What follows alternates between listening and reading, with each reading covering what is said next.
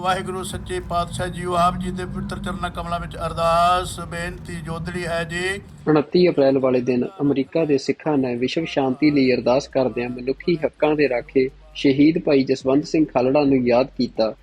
ਕਨੈਟੀਕਟ state ਦੇ ਸ਼ਹਿਰ ਨੋਰਵਿਚ ਵਿੱਚ ਮਨੁੱਖੀ ਹੱਕਾਂ ਦੀ ਰਾਖੀ ਲਈ ਸੰਘਰਸ਼ ਕਰਨ ਵਾਲੀਆਂ ਵਿਸ਼ਵ ਦੀਆਂ ਨਾਮੀ ਸ਼ਖਸੀਅਤਾਂ ਦੀਆਂ ਤਸਵੀਰਾਂ ਇੱਕ ਕੰਧ ਤੇ ਬਣਾਈਆਂ ਗਈਆਂ ਹਨ।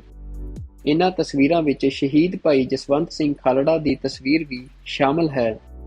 29 ਅਪ੍ਰੈਲ ਨੂੰ ਸਿੱਖ ਡੈਕਲੇਰੇਸ਼ਨ ਆਫ ਇੰਡੀਪੈਂਡੈਂਸ ਡੇ ਵਜੋਂ ਮਨਾਇਆ ਗਿਆ, ਕਿਉਂਕਿ ਇਸ ਦਿਨ 1986 ਵਿੱਚ ਸਿੱਖ ਕੌਮ ਨੇ ਸ੍ਰੀ ਅਕਾਲ ਤਖ਼ਤ ਸਾਹਿਬ ਤੋਂ ਖਾਲਿਸਤਾਨ ਦਾ ਐਲਾਨ ਕੀਤਾ ਸੀ। ਇਸ ਸੰਘਰਸ਼ ਨੂੰ ਖਤਮ ਕਰਨ ਲਈ ਭਾਰਤ ਦੀਆਂ ਸੁਰੱਖਿਆ ਏਜੰਸੀਆਂ ਵੱਲੋਂ ਪੰਜਾਬ ਵਿੱਚ ਵੱਡੇ ਪੱਧਰ ਤੇ ਸਿੱਖ ਨੌਜਵਾਨਾਂ ਦੇ ਝੂਠੇ ਮੁਕਾਬਲੇ ਬਣਾਏ ਗਏ ਅਤੇ ਲਾਸ਼ਾਂ ਨੂੰ ਖੁਰਦ-ਬੁਰਦ ਕਰ ਦਿੱਤਾ ਗਿਆ ਸੀ। ਭਾਈ ਜਸਵੰਤ ਸਿੰਘ ਖਾਲੜਾ ਨੇ ਇਨ੍ਹਾਂ ਸਿੱਖ ਨੌਜਵਾਨਾਂ ਦੀਆਂ ਲਾਸ਼ਾਂ ਦੇ ਸਬੂਤ ਦੁਨੀਆ ਸਾਹਮਣੇ ਨਸ਼ਰ ਕਰ ਦਿੱਤੇ ਸਨ, ਜਿਸ ਤੋਂ ਬਾਅਦ ਪੰਜਾਬ ਪੁਲਿਸ ਨੇ ਸ਼ਹੀਦ ਭਾਈ ਜਸਵੰਤ ਸਿੰਘ ਖਾਲੜਾ ਨੂੰ ਵੀ ਕਤਲ ਕਰ ਦਿੱਤਾ ਸੀ।